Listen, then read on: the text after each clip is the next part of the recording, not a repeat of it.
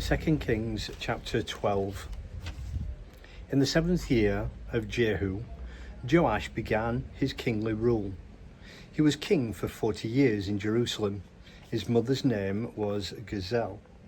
She was from Beersheba, taught and trained by Jehoiada the priest. Joash did what pleased God as long as he lived. Even so, he didn't get rid of the sacred fertility shrines. People still frequented them, sacrificing and burning incense.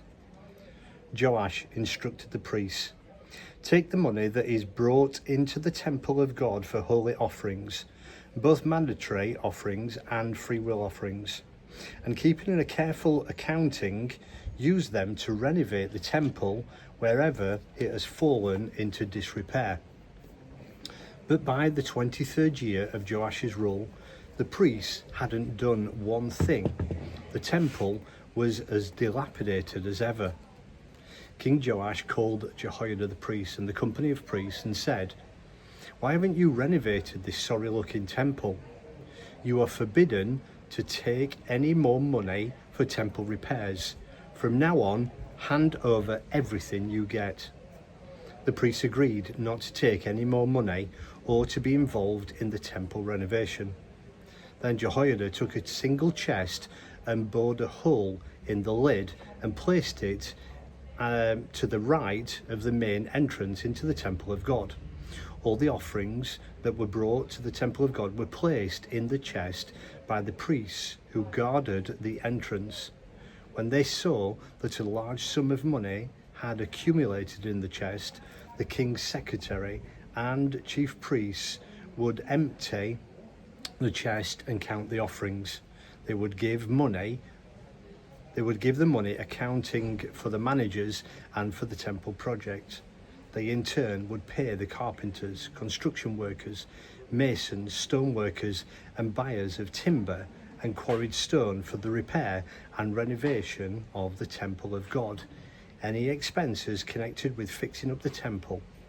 But none of the money brought into the temple of God was used for liturgical extras, silver, chalices, candle snuffers, trumpets, various gold and silver vessels, etc. It was given to the workmen to pay for their repairing God's temple, and no one ever had to check on the men who handled the money given for the project. They were honest men. Offerings designated for compensation offerings and absolution offerings didn't go into the building project. Those went directly to the priests. Around this time, Hazael, king of Aram, ventured out and attacked Gath, and he captured it. Then he decided to try for Jerusalem. Joash, king of Judah, countered by gathering up all the sacred memorials, gifts dedicated for holy use by his ancestors. The kings of Judah, Jehoshaphat, Jehoram and Ahaziah, along with the holy memorials he himself had received, plus all the gold that he could find in the temple and palace storerooms, and sent it to Hazael, king of Aram. Appeased, Hazael went on his way and didn't bother Jerusalem. The rest of the life and times of Joash and all that he did are written in the chronicles of the kings of Judah. At the last his palace staff formed a conspiracy and assassinated Joash as he was strolling along the ramp of the fortified outside city wall. Jehozabad, son of Shimeath, and Jehozabad, son of Shomer, were the assassins. And so Joash died and was buried in the family plot in the city of David.